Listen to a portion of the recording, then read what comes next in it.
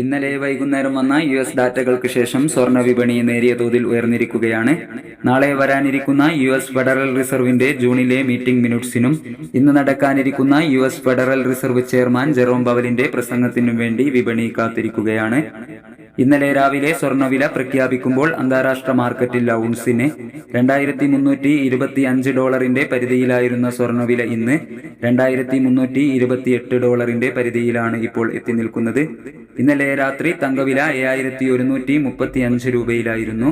വൈകി വരുന്ന ഇന്നത്തെ തങ്കവില 11 മണിക്ക് കമന്റ് ബോക്സിൽ പിൻ ചെയ്യുന്നതാണ്.